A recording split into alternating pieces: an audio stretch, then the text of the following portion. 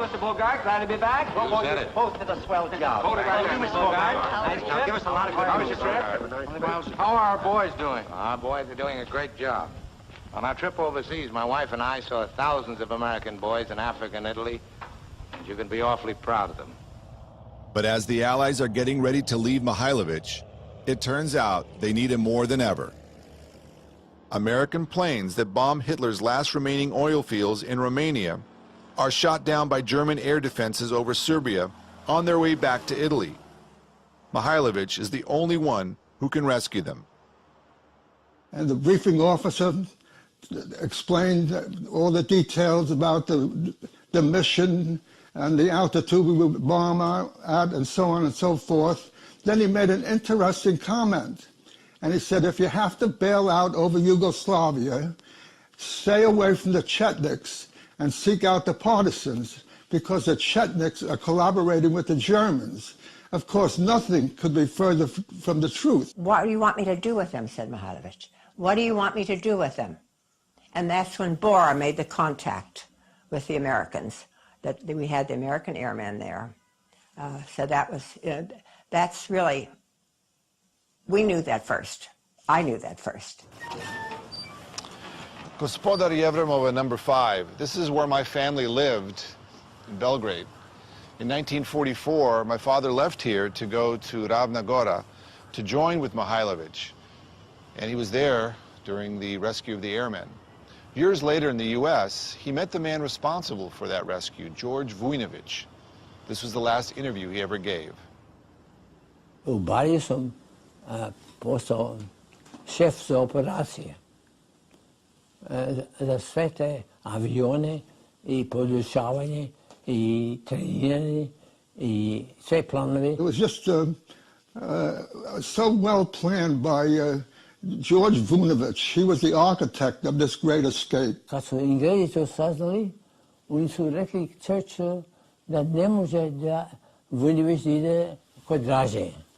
I ja sam onda išao tomu generalu čiji su to vojnici bili I kaže, ja ne mogu ništa da radim, jer to je englesko područje. Ja kažem, to su vaši vojnici. Da li su to engleska komanda tamo, to ne je firma. I on je rekao, ja ću onda poslati avione da ih skupi. By mid-1944, hundreds of U.S. airmen are gathered by Mihailović's commanders from across Yugoslavia and dispatched to his headquarters near Ravnogora for the airlift. The operation, codenamed Halijard, was classified until recently. Halijard is significant for another reason. The Americans had a camera crew filming the operation. It is the only footage of Mihailovich shot during the war.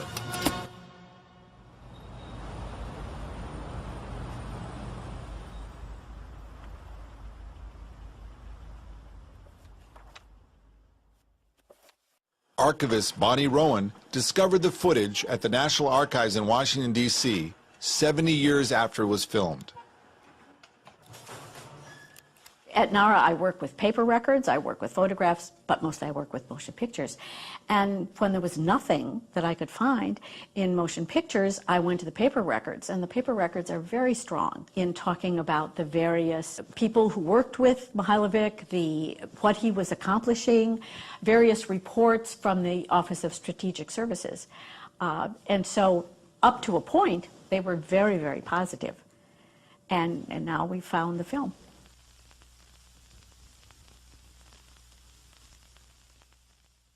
As the Americans are arriving, the last representative of the British mission leaves Mihailović's headquarters. It was a very meticulous combing through of many different film reels before we actually uncovered these particular shots.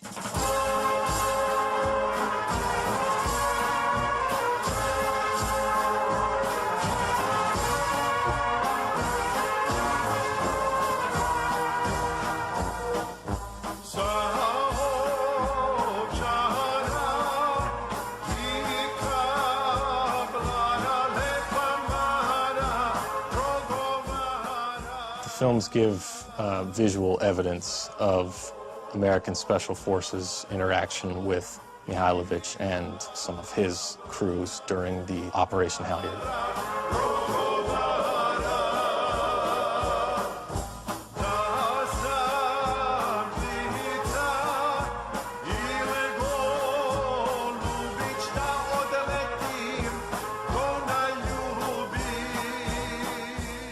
A 10-year-old boy comes running up yelling, "Nemci, which meant Germans.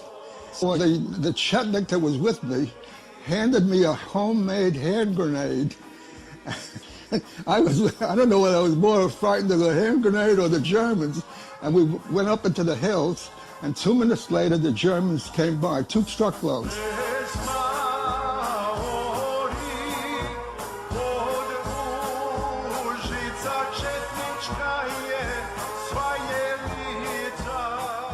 They were the kindest people that you could ever want to meet. You know, they greeted us with open arms, contrary to what we were told when we went to briefing. I kad smo se lepo porazumeli, ja kažem, Amerika je ovdje, na primjer, a oni kažu, Srbija je ovdje, na ki mene dođu, raskopčaju mi ovo, ljube mi grudi.